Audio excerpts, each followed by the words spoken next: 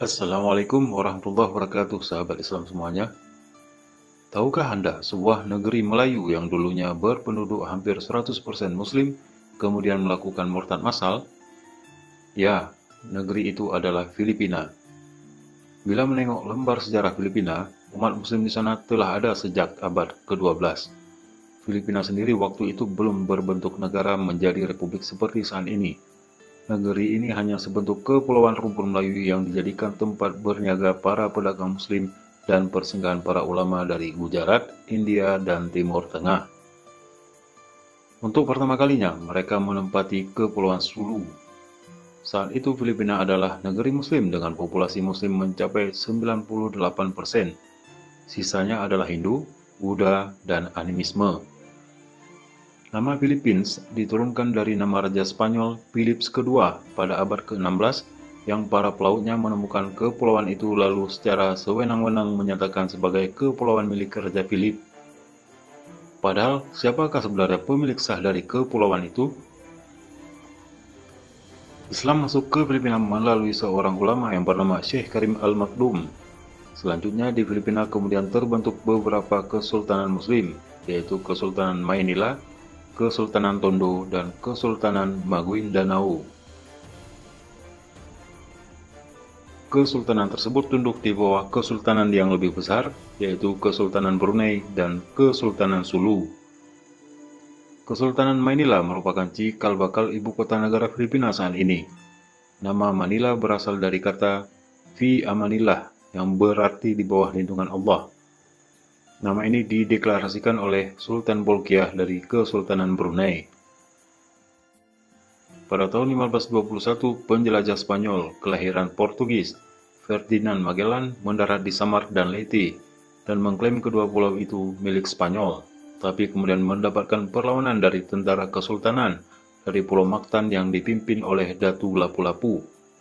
Sisa pasukan Magellan kabur ke Spanyol dan mempersiapkan armada yang lebih kuat untuk menjajah Filipina.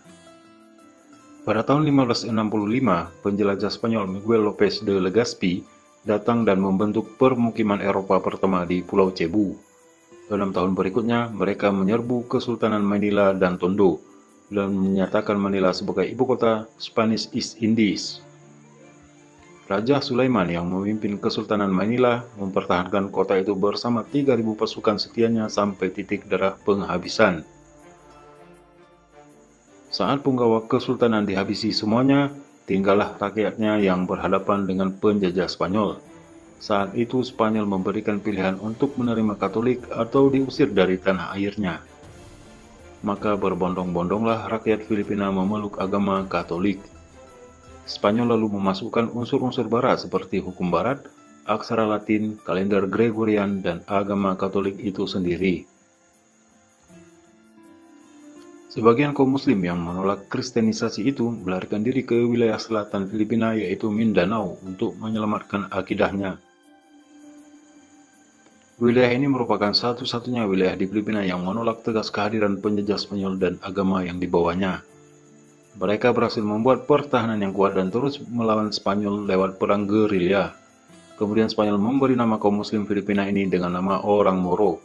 Nama ini diambil dari sebutan kepada keturunan Arab Spanyol yang beragama Islam yang dahulu menguasai Andalusia atau Spanyol, yaitu bangsa Moor. Proklamasi kemerdekaan Filipina dilakukan pada 12 Juni 1898. Kemerdekaan ini terjadi karena Filipina dijual oleh Spanyol kepada Amerika Serikat berdasarkan Traktat Perjanjian Paris. Secara turun-temurun orang Filipina Selatan yaitu bangsa Moro yang notabene Muslim menganggap saudaranya di utara yang merupakan mayoritas penduduk Filipina adalah orang-orang yang tega menggadaikan akidahnya kepada penjajah. Karena itu bangsa Moro di Mindanao terus berjuang untuk memisahkan diri dari Filipina yang telah berbeda secara akidah. Pun sebaliknya, karena hal inilah penduduk mayoritas Filipina yang Katolik menganggap orang-orang Moro sebagai pemberontak dan teroris. Saat ini Filipina merupakan negara sekuler dengan gaya hidup sebagian besar masyarakatnya yang menjiplak 100% pada gaya hidup Amerika Serikat. Walaupun penduduk Katolik Filipina tetap menggunakan nama-nama yang berbau Spanyol. Namun ternyata masih ada sejumlah jejak kejayaan Islam yang masih bertahan hingga saat ini di Filipina, seperti Masjid Syekh Karim Al-Makdum, Intramuros Valley City, dan distrik Quiapo. Inilah kisah sebuah negeri Melayu Muslim yang kemudian melakukan murtad massal di seluruh negeri, kecuali di bagian selatan yang masih istiqamah pada agama Allah Subhanahu wa Ta'ala hingga saat ini.